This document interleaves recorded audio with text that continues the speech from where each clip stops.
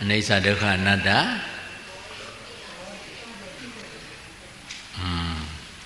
Yaunanတို့၌ရှိသောအနိစ္စဒုက္ခအနတ္တသဘောတို့ကိုရှုသိသောဉာဏ်ကိုဝိပဿနာဟုခေါ်သည်အဲ့လိုဟုတ်ကလားကဲဆိုသားမှာဝိပဿနာဆိုသည်မှာ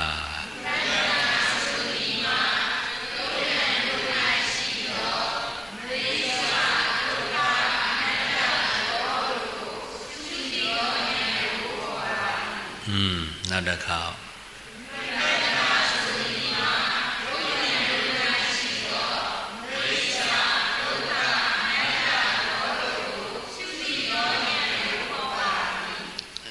မြန်မာတက်တက်ကြတော့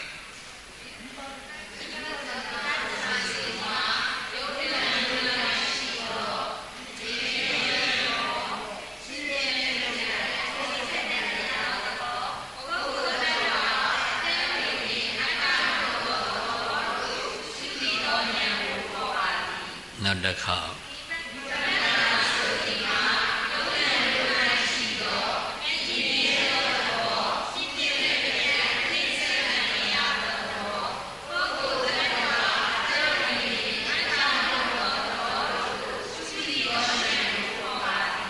နောက်တစ်ခါ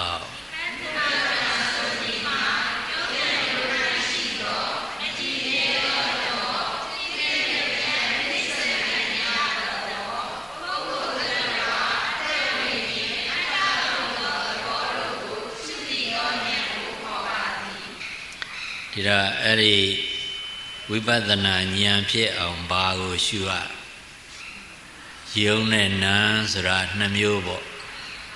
အဲ့ဒီနှစ်မျိုးကိုဒီတဲ့များများခွဲလိုက်တော့ဘယ်နှခုခွဲနိုင်လဲ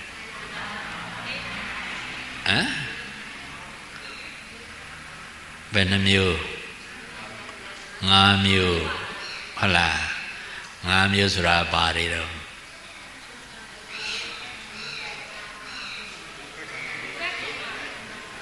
ဆိုပါ၅မျိုးอ่ะ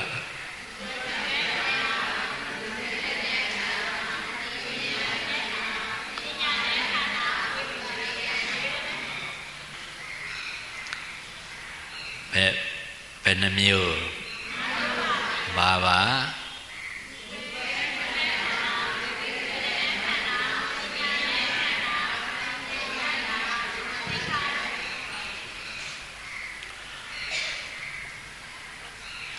ယူပက္ခဏာရူပက္ခဏာဆိုတာဘာကိုပြောတာလဲ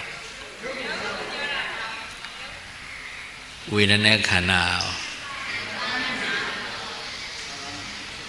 သင်ညေခန္ဓာရော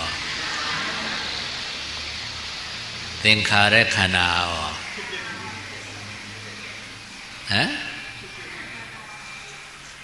သင်္ခါရခန္ဓာကဝိညာဉ်နဲ့ခန္ဓာရောဂိုင်းလိုက်စို့ခန္ဓာ၅ပါးအစုတရားဆိုသည်မှာခန္ဓာဆိုတာအစုလို့အဓိပ္ပာယ်ရတယ်အပေါင်းအစုခန္ဓာ၅ပါးအစုတရားဆိုသည်မှာယုတ်တရားအစုရူပခန္ဓာခံစားမှုတရားအစုဝေဒနာခန္ဓာမှတ်သားမှုတရားအစုသင်ညေခန္ဓာခန္ဓာ၅ပါးအစုတရားဆိုသည်မှာယုတ်တရားအစုရူပခန္ဓာခံစားမှုတရားအစုဝေဒနာခန္ဓာမှတ်သားမှုတရားအစုသင်ညေခန္ဓာခန္ဓာ၅ပါးအစုတရားဆိုသည်မှာယုတ်တရားအစုရူပခန္ဓာခံစားမှုတရားအစုရူပခန္ဓာဝေဒနာခန္ဓာ မှတ်သားမှုတရားအစုသိဉ္ဇဉ်ခန္ဓာဆို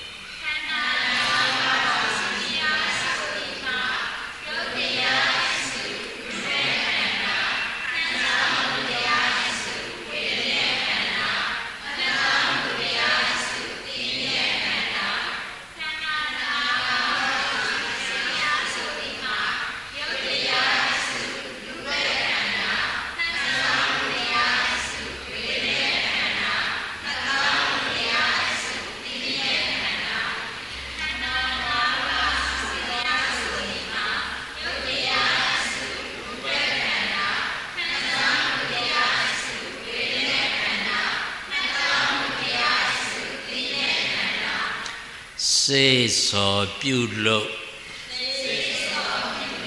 အာထုမှုတရားအစုသင်္ခါရခန္ဓာစေစောပြုလို့အာထုမှုတရားအစုသင်္ခါရခန္ဓာစေစောပြုလို့အာထုမှုတရားအစုသင်္ခါရခန္ဓာဆို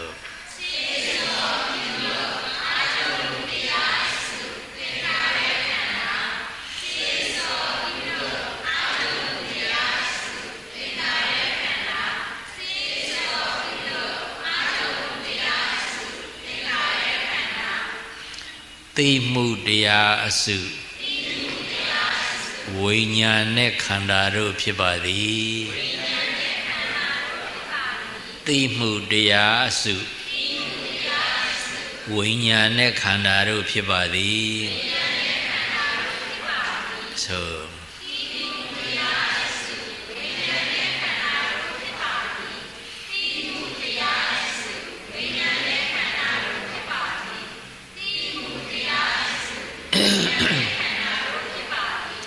ခန္ဓာ၅ပါးအစုတရားဆိုသည်မှာယုတ်တရားအစုရူပခန္ဓာခံစားမှုတရားအစုဝေဒနာခန္ဓာမှတ်သားမှုတရားအစုသိဉ္ဇဉ်ခန္ဓာစေစောပြုလို့အာထုမှုတရားအစုသင်္ခါရခန္ဓာသိမှုတရားအစုဝိညာဉ်နဲ့ခန္ဓာတို့ဖြစ်ပါသည်ဆို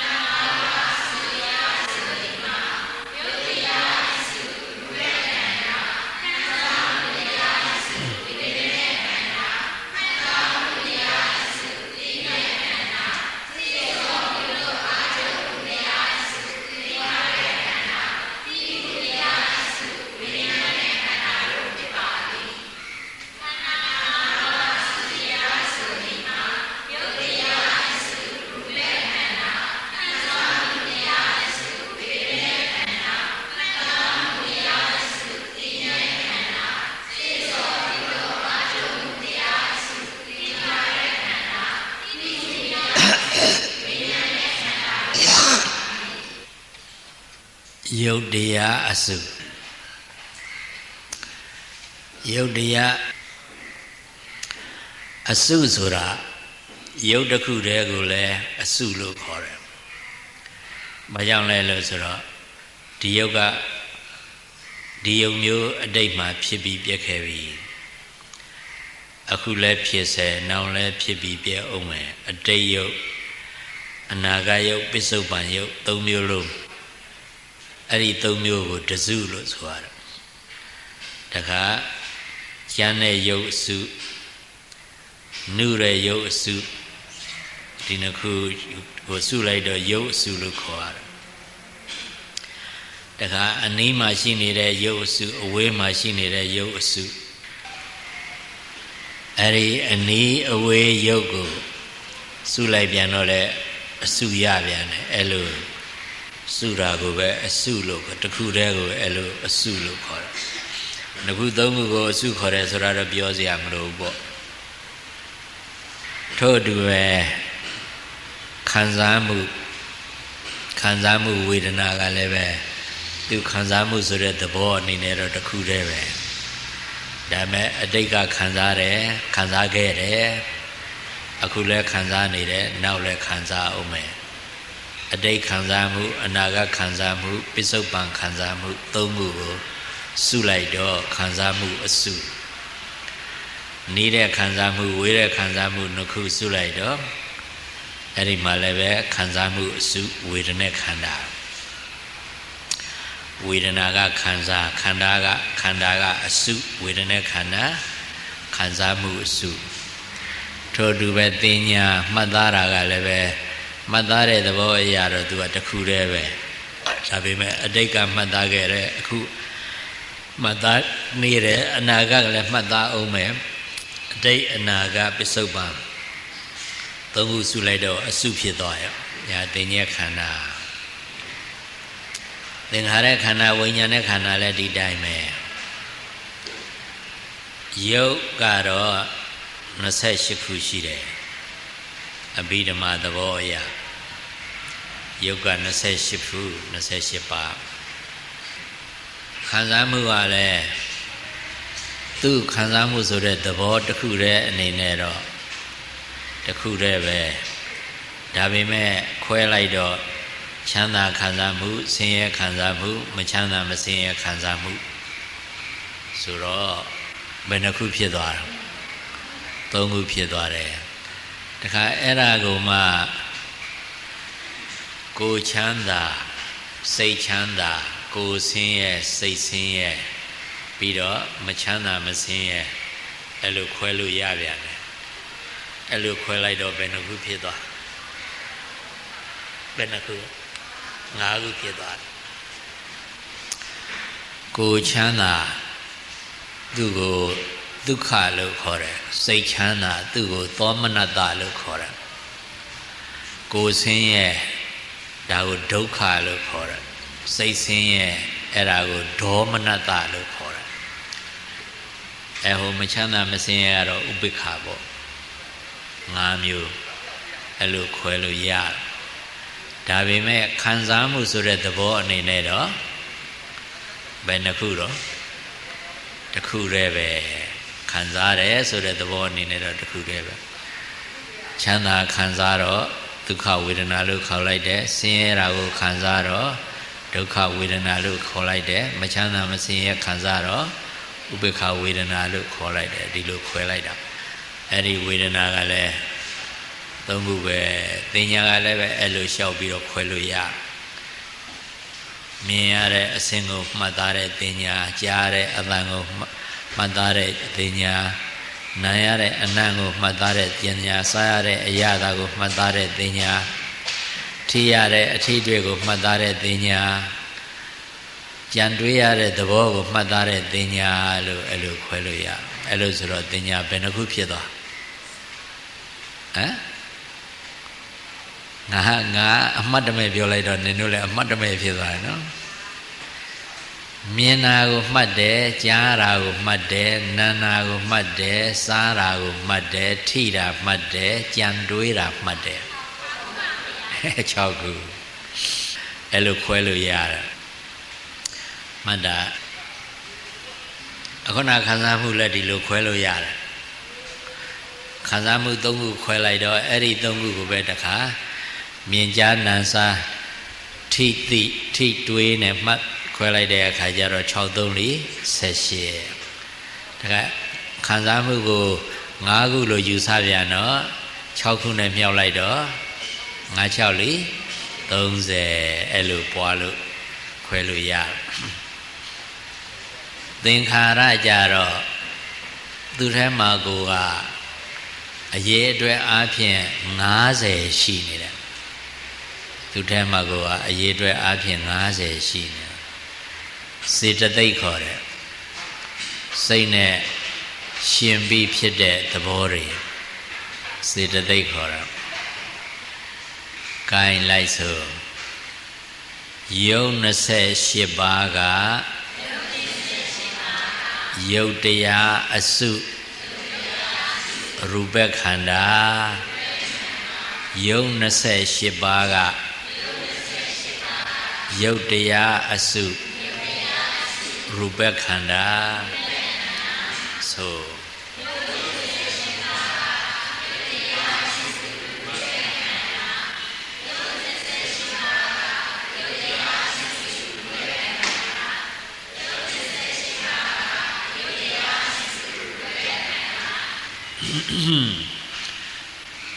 ဝေဒနာကခံစားမှုတရားအစုဝေဒနာခန္ဓာဝေဒနာကခံစားမှုတရားအစုဝေဒနာခန္ဓာဆို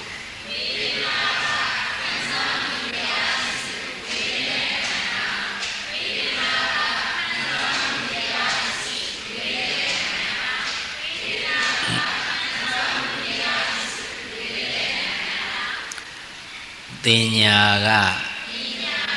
မှတ်သားမှုတရားအစုတင်ညက်ခန္ဓာတင်ညာကမှတ်သားမှုတရားအစု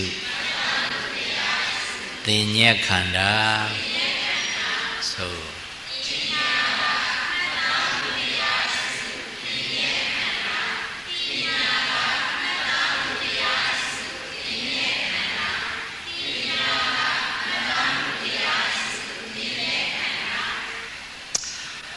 ဝေဒနာကလည်းပဲစေတသိက်ပဲတင်ညာကလည်းစေတသိက်ပဲစေတသိက်ဆိုတာစိတ်နဲ့ရှင်းပြီးတော့ဖြစ်တာစိတ်နဲ့အတူတကွဖြစ်တာစေတသိက်လို့ခေါ်တယ်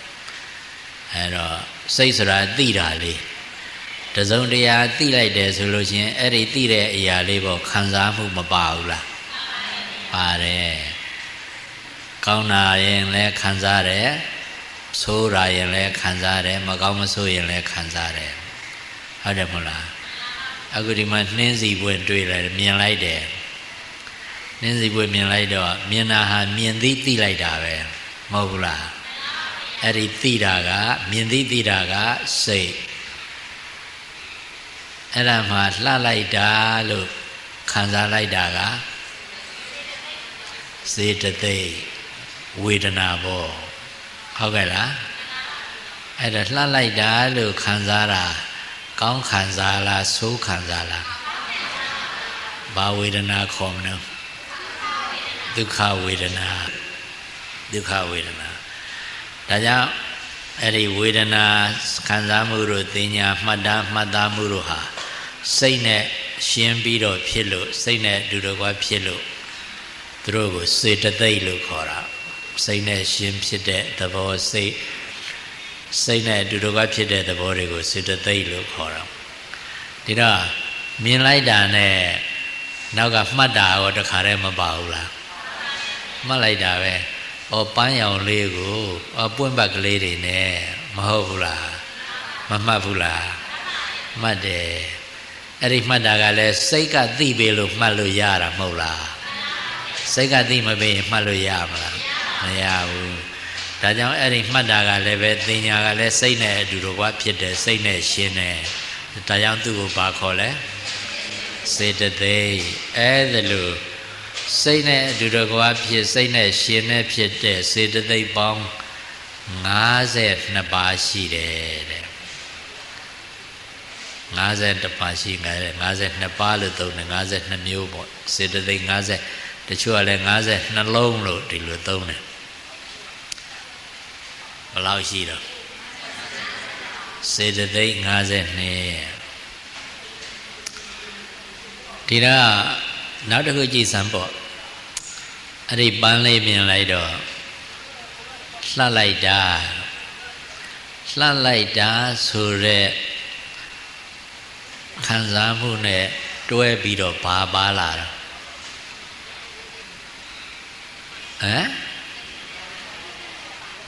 ပါတဲ့အပေါ်နှစ်သက်မှုပါလာတာဗောသဘောကျမှုပါမလာဘူးလားအဲ့ဒီနှစ်သက်တာသဘောကျတာကလောဘမဟုတ်လားအဲ့ဒီလောဘလဲစိတ်ကပန်းကိုမြင်သိပေးလိုက်လို့သူကနှစ်သက်သဘောကျနိုင်တာမဟုတ်လားတကယ်လို့သာစိတ်ကသိမပေးရင်သူဖြစ်ပါမလားဒါကြောင့်သူဟာစိတ်နဲ့ရှင်ဖြစ်တယ်စိတ်နဲ့ဒီလိုပါဖြစ်တယ်ဒါကြောင့်သူလည်းပဲဘာခေါ်လဲစေတသိက်သူလည်းပဲစေတသိက်အစရှိသည်ဖြင့်ဒေါသတို့မောဟတို့လည်းအတူတူပဲပေါ့အဲ့ဒီစေတသိက်ပေါင်း52ခုရှိတယ်ဟုတ်ကဲ့လား52ခုရှိတယ်အဲ့ဒီ52ခုတည်းကဝေဒနာကိုဝေဒနာခန္ဓာလို့မြတ်စွာဘုရားနာမည်တပ်ပေးလိုက်တယ်ဟုတ်လားသင်ညာကိုဘာလို့နာမည်တပ်လိုက်တော့သင်ညက်ခန္ဓာလို့နာမည်တပ်ပေးလိုက်တယ်အဲ့တော့စေတသိက်နှစ်ခုတော့နာမည်တပ်ပြီးသွားပြီနာမည်မတက်ရသေးတဲ့စေတသိက်ဘယ်လောက်ကျန်နေတော့50ကျန်နေတယ်ဟုတ်ကဲ့လားဘာလို့စိတ်ကတက်ကြွဖြစ်မှဒီအလုပ်လုံးမိတယ်မဟုတ်လားတက်ကြွမဖြစ်ရင်လုံးမိရလားအဲ့ဒီတက်ကြွဖြစ်နေတဲ့သဘောကိုစေတနာလို့ခေါ်တယ်အဲ့ဒါကိုပဲစိတ်ဆိုတယ်လို့စာသုံးတယ်စိတ်ဆိုတယ်ဆိုတာတက်ကြွဖြစ်ပြီးတော့သူကိုယ်တိုင်လည်းတက်ကြွဖြစ်နေတယ်သူနဲ့ရှင်ပဲစိတ်စေတသိက်တွေကိုလည်းတက်ကြွဖြစ်အောင်စိတ်ဆိုလှုပ်ဆိုသွေးထိုးပေးတယ်ဒါကြောင့်သူကိုစာကောအနေနဲ့တရားကောအနေနဲ့စိတ်ဆိုတယ်လို့သုံးတယ်စေတနာကိုစိတ်ဆိုတယ်ဆိုတာသွေးထိုးတယ်လှုပ်ဆိုတယ်အဲ့ဒါအစိုးရဆိုရင်တော့မကြိုက်ဘူးဟုတ်ကလားမကြိုက်ဘူးဆိုရဆိုရင်တော့မကြိုက်ဘူးဒါပေမဲ့လို့တကယ်လှုပ်ဆိုတာတကယ်စိတ်ဆိုတာဒီစေတနာကသူကတက်ကြွပြီးတခြားဟာတွေကိုအဲ့ဒါလေးလိုချင်စရာကောင်းတယ်လိုချင်စရာကောင်းတယ်လို့သူကလှုပ်ပေးတာအဲ့လိုဆိုတော့လိုချင်တဲ့စိတ်ကဖြစ်လာရောလိုချင်စရာကောင်းတယ်ဆိုတာအဲ့ဒါစိတ်ဆိုတာပဲမဟုတ်လားသွေးထိုးပေးတာပဲမဟုတ်လားအဲ့ဒါနဲ့လိုချင်စိတ်ဖြစ်လာဒီတော့အလောက်မှန်သမျှဟာအဲ့ဒီတက်ကြွစိတ်ဆိုတဲ့သဘောမပါရင်ဖြစ်မလားတက်ကြွစိတ်ဆိုတဲ့ပါတဲ့သဘောဒီသဘောပါမှပဲအလောက်ကဖြစ်တာစိတ်အလုပ်ရောနှုတ်အလုပ်ရောကိုယ်အလုပ်ရောဒါကြောင့်မြတ်စွာဘုရားကစေတနာကိုအလုပ်လို့ခေါ်တယ်တဲ့စေတနာကိုဘာလို့ခေါ်လဲသူပါမှအလုပ်ပြီးမြောက်တာဖြစ်လို့အလုပ်လို့အဲ့ဒီအလုပ်ကိုနောက်တစ်မျိုးခေါ်သေးတယ်ဘယ်လိုခေါ်လဲဆိုတော့ဘယ်လိုခေါ်လဲကံဟုတ်ကဲ့လားအဲ့ဒီအလုပ်ကိုကံလို့ခေါ်တယ်ကံဆိုတာအလုပ်ပဲအလုပ်ကောင်းမှကံကောင်းသည်အလုပ်ဆိုးလင်ကံဆိုးသည်ပေါ့မဟုတ်လားအဲ့တော့အဲ့ဒီကံလို့အလုပ်လို့ခေါ်တာဘယ်သူကိုနာမည်တတ်တာတော့စေတနာကိုနာမည်တတ်တာသူကဥစည်းခေါင်းဆောင်ကြီးအဲ့တော့သူဖြစ်မှပဲနောက်ကသူပဲရှင်မဲ့လောဘကလည်းလိုချင်လို့ရတယ်သူကစိတ်စောလှုပ်စောပေးမှပဲဒေါသလည်းစိတ်ဆိုးလို့ရတယ်သူကစိတ်စောလှုပ်စောပေးမှတတ်တာလည်းယုံကြည်လို့ရတယ်သူကစိတ်စောလှုပ်စောပေးမှမာနကလည်းထောင်လွှားတက်ကြွလို့ရတယ်ဒီတော့စေတသိက်တွေထဲမှာသူကဥစည်းခေါင်းဆောင်ကြီးမဟုတ်ဘူးလားဒါကြောင့်သူ့ကိုစိတ်စောတဲ့တရားပြုလုပ်တဲ့တရားလို့ခေါ်တယ်ပြုလုပ်တဲ့ဆိုတဲ့ကအာထုတ်မှုမပါပဲပြုလုပ်လို့ရမလားဒါကြောင့်အာထုတ်တဲ့တရားလို့လည်းခေါ်တယ်စေစောတဲ့တရားပြုလုပ်တဲ့တရားအာထုတ်တဲ့တရားဘယ်နှမျိုးခေါ်နိုင်လဲ သုံးမျိုးခေါ်နိုင်တယ်ဘာပါလဲအထုတ်တဲ့တရားအဲ့တော့သူမပါရင်တခြားစေတသိက်တွေဖြစ်မလားသူပါမှပဲတခြားစေတသိက်တွေဖြစ်တော့သူကခေါင်းဆောင်ကြီးဒါကြောင့်သူ့ကိုနာမည်တက်လိုက်တဲ့စေစောပြုလို့အာထုတ်မှုလို့နာမည်တက်လိုက်တယ်ဘယ်သူကိုလဲနာမည်တတ်တယ်မဟုတ်ဘူးသူ့ကိုဘာသာပြန်လိုက်တာစေစောပြုလို့အာထုတ်မှုအဲ့တော့စေတသိက်တိုင်းဟာသူဥဆောင်မှပဲဖြစ်တယ်ဝေဒနာလည်းသူဥဆောင်မှပဲဖြစ်တာပဲသင်ညာလည်းသူဥဆောင်မှပဲဖြစ်တာပဲသို့တော်လည်းမြတ်စွာဘုရားကဝေဒနာနဲ့သင်ညာကိုတော့နာမည်သိချတတ်ပေးလိုက်တယ်ဝေဒနာခန္ဓာသင်ညာခန္ဓာလို့ဟုတ်ကဲ့လားအဲ့လိုနာမည်တတ်လိုက်တယ်ကြံတဲ့စေတသိက်50ကြတော့နာမည်တတ်ရပါလားမတတ်ရသေးဘူးအဲ့ဒီကြံတဲ့စေတသိက်50ကိုဘယ်သူကဥဆောင်မှာလဲအဲ့ဒါကိုအဲ့ဒီစေတနာကိုသင်္ခါရလို့ခေါ်တယ်ဒီစေတနာကိုသင်္ခါရလို့ခေါ်တယ်ဒါကြောင့်သင်္ခါရဆိုတာစိတ်ဆော်တဲ့တရားပြုလုပ်တဲ့တရားအာထုတ်တဲ့တရားအဲ့ဒီစေတနာကိုဘာလို့ခေါ်လဲသင်္ခါရလို့ခေါ်တယ်သင်္ခါရဆိုတာအဓိပ္ပာယ်ကဟုတ်ကဲ့လားဒါကြောင့်မို့စိတ်စောပြုလို့အာထုတ်မှုတရားအစုသင်္ခါရခန္ဓာလို့ပြောတာအရေးအတွက်ဘယ်လောက်ရှိတော့50ရှိတယ်ဘယ်သူတွေကျင်ထားဖယ်ထားတော့ဝေဒနာနဲ့တင်ညာကိုဖယ်ထားတယ်စေတသိက်52ရှိတာတည်းဝေဒနာနဲ့တင်ညာဖယ်ထားတယ်ဟုတ်ကဲ့လားကဲငါဝိပဿနာဟောနေတာလားအဘိဓမ္မာသင်ပေးနေတာလားဟဲ့ဒါကဝိပဿနာနဲ့တိုက်ရိုက်ဆက်သွယ်ပတ်သက်နေလို့မလို့ဒီအဘိဓမ္မာကသင်ပေးရတာဟုတ်ကဲ့လားယုံ28ပါးကရူပခန္ဓာဝေဒနာကတင်ညာကတင်ညာခန္ဓာမှတ်သားမှုအစုစိတ်ဆိုဝိညာဏဆိုတာသိတာစိတ်ကလေးကိုပြောတာတခုတည်းစိတ်ကတခုတည်းအဲ့ဒီစိတ်ကလေးကိုတော့သိတာလေးကိုတော့ဝိညာဉ်နဲ့ခန္ဓာလို့နာမည်တက်လိုက်တယ်ဒီတော့နာမည်မတက်ရသေးတဲ့စေတသိက်ကဘယ်လောက်ကြာလဲဒါကြောင့်မို့ဝေဒနာတင်ညာကျင်သောစေတသိက်50ကသင်္ခါရခန္ဓာဟုတ်ကဲ့လားဝေဒနာတင်ညာကျင်သောဆိုတာသိသလားဖဲထားတာ तू မပါဘူးဒီလိုမဟုတ်လားဝေဒနာတင်ညာမပါပဲကြံတဲ့စေတသိက်50ကဘာခန္ဓာလဲသင်္ခါရခန္ဓာဒါယုံ28ပါးကယုတ်တရားအစုရူပခန္ဓာဟုတ်ကဲ့လားဝေဒနာကခံစားမှုတရားအစုဝေဒနာခန္ဓာသင်ညာကမှတ်သားမှုတရားအစုသင်ညက်ခန္ဓာဝေဒနာသင်ညာကျင်သောစေတသိက်50ကစေသောပြုလို့အာထုတ်မှုတရားအစုသင်္ခါရခန္ဓာဒီလိုမဟုတ်လားဟုတ်ပြီလား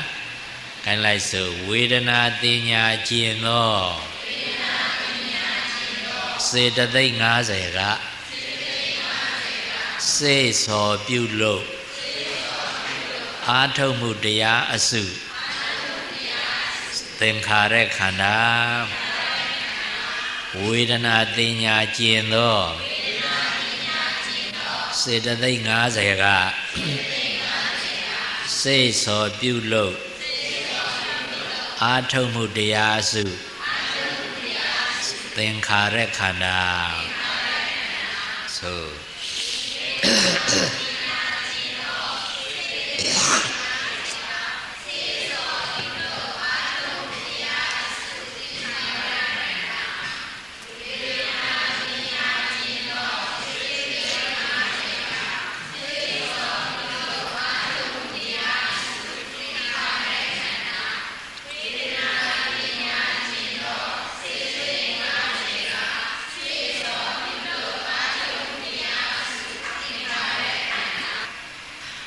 စိတ်ကသိတဲ့သဘောလေးအနေနဲ့တစ်ခုပဲဒါပေမဲ့လို့မျက်စိနဲ့မြင်သိတော့စိတ်တစ်မျိုးနားနဲ့ကြားသိတော့စိတ်တစ်မျိုးနှာခေါင်းနဲ့နံသိတော့စိတ်တစ်မျိုးအဲ့ဒါလိုခွဲလို့ရပြန်မျက်စိနဲ့မြင်သိတော့စက္ခုဝိညာဉ်လို့ခေါ်တယ်မြင်သိစိတ်ပေါ့နားနဲ့ကြားသိတော့ကြားသိစိတ်သောတာဝိညာဉ်လို့ခေါ်တယ်အစရှိသည်ဖြင့်ရတဲ့သမျှရှောက်ခွဲလိုက်တဲ့အခါကျတော့စိတ်က89ခုကွဲသွားတယ်ဘယ်လောက်ကွဲသွား89ခုကွဲသွားတယ်ဒါပေမဲ့သိတယ်ဆိုတဲ့သဘောအနေနဲ့တော့တစ်ခုတည်းပဲခွဲရလို့သာ89ခုခွဲတာအပေဘုံမှာဖြစ်တဲ့စိတ်ကတစ်မျိုးလူဘုံနတ်ဘုံဖြစ်တဲ့စိတ်ကတစ်မျိုးဗြဟ္မဘုံဖြစ်တဲ့စိတ်ကတစ်မျိုးစသည်ဖြင့်ဘုံလိုက်လဲခွဲလိုက်သေးတယ်အဲ့တော့အဲ့ဒီ89ခုကတော့အသေးစိတ်သိဖို့မလိုပါဘူးသိတဲ့သဘောလေးတစ်ခုဟာစိတ်ပဲဆိုရင်ပြီးရောအဲ့ဒီ89ခုကိုအဘိဓမ္မာမှာဒီလိုသုံးတယ်စိတ်တစ်ခုရုပ်90တဲ့ပါတယ်တော့ဘာပြောတာတော့ဟမ်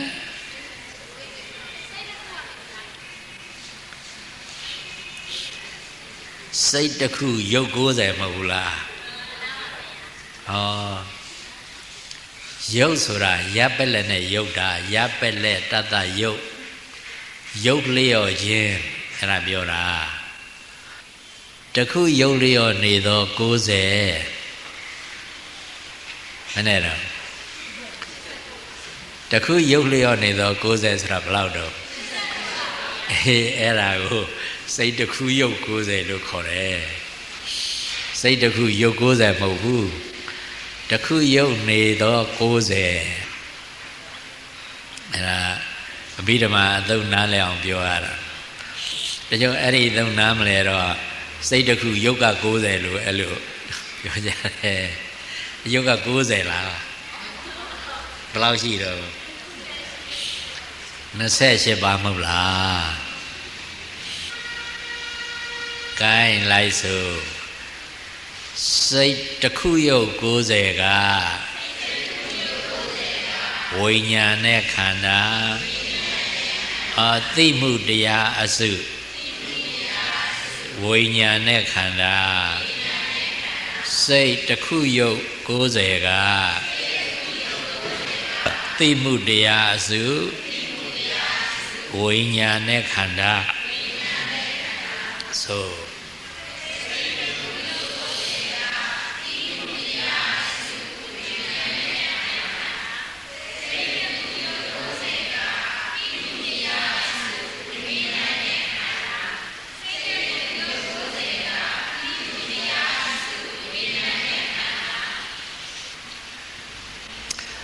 အဲ့ဒါကပြောနေကြအတိုင်းပဲအဲ့ဒါကိုဒီလိုပြန်ပြောရင်တော့မဖြစ်ဘူးလားတခုရုပ်လျော့နေသောစိတ်90ကဝိညာဉ်နဲ့ခန္ဓာဘယ်နဲ့တော့အဲ့ဒီတဲ့ပူသေးကြအောင်ကစိတ်89ခုကဝိညာဉ်နဲ့ခန္ဓာဆိုဘိုးမသေးကြဘူးလားဘိုးသေးကြတာပေါ့ဘာပြောစရာလို့သေးတယ်ကဲနှမျိုးလုံးဆိုစိတ်89ခုကဝိညာဉ်နဲ့ခန္ဓာစိတ်89ခုကသိမှုတရားအစုဝိညာဉ်နဲ့ခန္ဓာဆို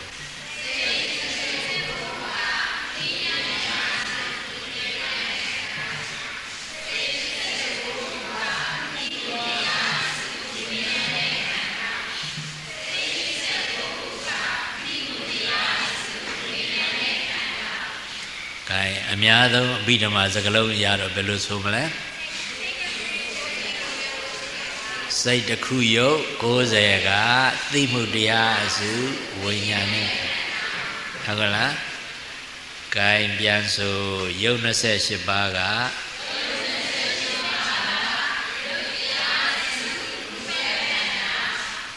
ဝေဒနာက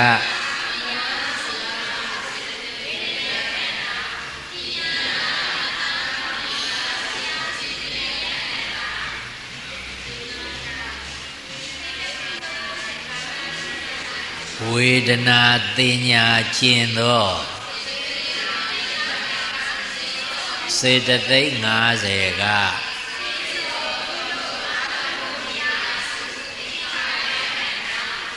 ထပ်ဆိုအဲ့ဒါကိုထပ်ဆိုဝေဒနာသိညာကျင်သော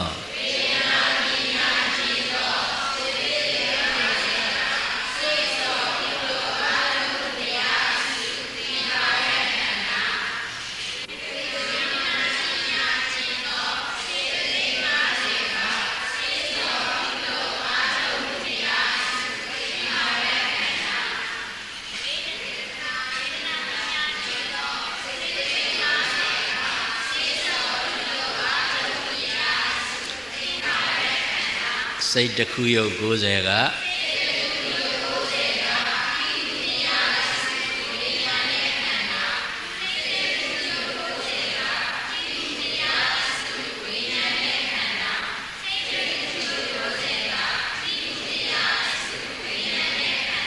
စိတ်89ခုက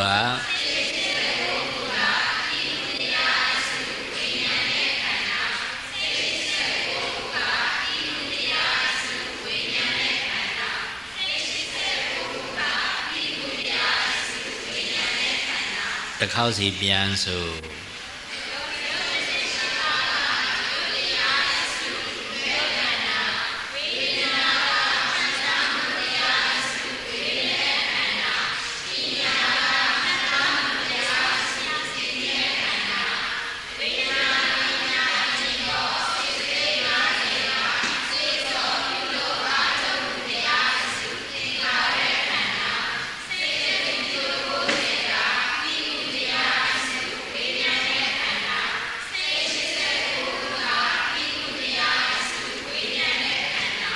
အစစကားလေးပါပါအောင်ဆိုခန္ဓာ5ပါးအစုတရားဆိုသည်မှာယုတ်28ပါးကယုတ်28ပါးက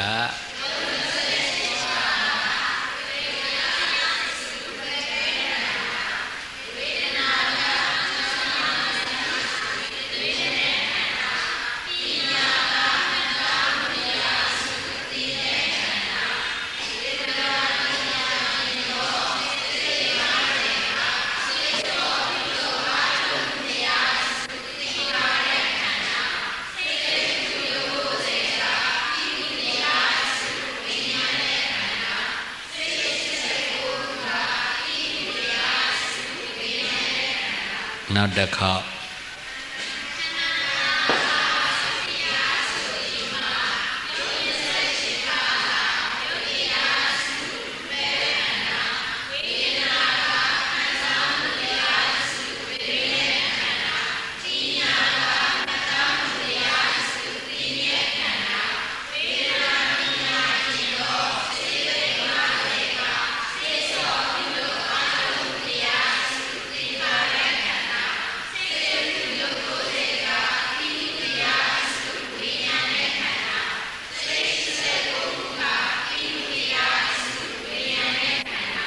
နောက်တစ်ခေါက်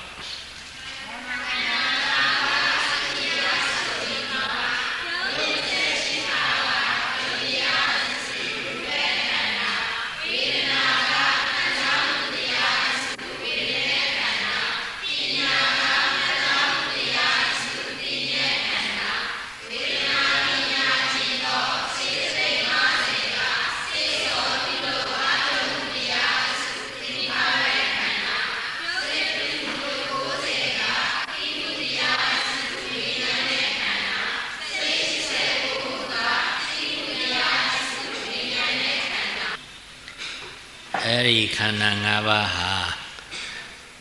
မရှုရင်ตายတတ်မဲ့ဆွဲလဲဆွဲเสียဖြစ်တယ် အသိအမြင်မှားဆွဲလဲဆွဲเสียဖြစ်တယ်ဒါကြောင့်အဲ့ဒီခန္ဓာ၅ပါးကိုတာယာတတ်မဲ့ဆွဲလဲမဆွဲရအောင်အသိအမြင်မှားဆွဲလဲမဆွဲရအောင်ဖြစ်တိုင်းဖြစ်တိုင်းဖြစ်ဆဲဖြစ်ခိုက်မှာတတိဥစီရောစိတ်နဲ့စူးစူးဆိုင်ဆိုင်စောင့်ပြီးတော့ရှုရတယ်ဟုတ်ကလားအဲ့ဒါလို့ရှုပြီဆိုလို့ရှိရင်စွဲအောင်မလားဒါကြောင့်မစွဲဖို့ရာဖြစ်ဆဲမှာမှန်စွာရှုရပါသတည်းဟုတ်ကလားအဲ့ဒီစွဲတာကိုတော့နောက်ကြမှာပြောရမယ်နော်ဘယ်တော့နောက်ကြမှာဘလို့နောက်တော့လက်ပြန်ကြတော့ခီးထွက်ရအောင်မယ်လာရှု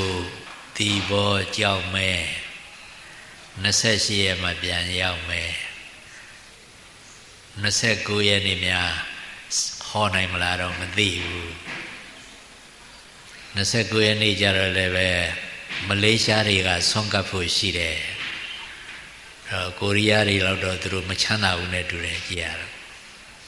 ကိုရီးယားတွေကတော့သူတို့တန်ခါ900တက်ကြည့်လိုက်တော့သူတို့ဟာ30လောက်ကြာတယ်မနေ့ကသူတို့ကကြတာနောက်တစ်ခါ1000ကတ်ချင်ပါတယ်ဗျာဖြစ်နိုင်မှာမလားတဲ့ဖြစ်ပါတယ်လို့ပြောလိုက်တယ်နောက်တစ်ခါ1000ကတ်ချင်တယ်ဖြစ်တယ်လို့ပြောလိုက်တယ်အဲ့ဒါသိလားဘာကြောင့်သူတို့ဒီလိုကကြတာတော့ဘာကြောင့်စေတနာပေါက်ရတာတော့ယောဂီတွေအာထုတ်တာတွေ့လို့မဟုတ်လားအဲ့ဒါပေါ့အာထုတ်တာမတွေ့ရင်ဘယ်စေတနာပေါက်မလို့ဒါကြောင့်မိမိတို့အာထုတ်တာမြင်ပြီးသူတစ်ပါးတွေစေတနာပေါက်ပြီးလှူကြတန်းကြတော့သူတစ်ပါးလှူတာတန်းတာကို